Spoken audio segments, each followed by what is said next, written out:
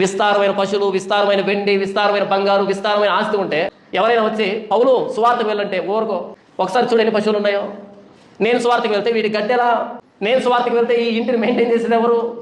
అపోస్తలుడైన పౌలు అంటాడు, పెళ్లి అయిన వాడు భార్యను ఎలాగో సంతోష పెట్టగలనని ఆలోచిస్తున్నాడు, పెళ్లి కానివాడు ప్రభువుని ఎలా సంతోష పెట్టాలని ఆలోచిస్తున్నాడు అంటాడు ఆయన. పెళ్ళి అయిందనుకో ప్రతిదానికి ఇంట్లో లెక్క చెప్పాలి, పిల్లలు, కుటుంబం, బాధ్యతలు, ఇంట బయట అన్నీ ఉంటాయి. అదే పెళ్లి కాలేదనుకో ప్రభువుని ఎలా సంతోష పెట్టాలి. అందుకని అపోస్తలుడైన పౌలు పెళ్లి మానేసి మరి సువార్త చేశాడు.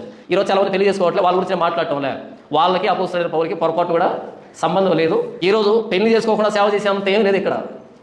ఆ రోజు అపోస్తలుడైన పౌలు ఖండాలు దాటి వెళ్ళి సువార్త చేశాడు. ప్రభు అయిన యేసుక్రీస్తు వారి శిలువ శ్రమలు ఎలాగుంటాయో ఆయన శరీరంలో భరించాడు. కాబట్టి ఆయన పెళ్లి చేసుకోవాలి. నేనేం మాట్లాడుతున్నాను అంటే, నాకు కలిగిన సమస్తాన్ని నష్టంగా ఎంచుకున్నా, కోల్పోయాను. ఎందుకంటే ప్రభు అయిన యేసుక్రీస్తు వారిలో పాలుభాగస్తులు కావాలంటే కోల్పోవాలి, అన్ని తగిలించుకుంటే కుదరదు.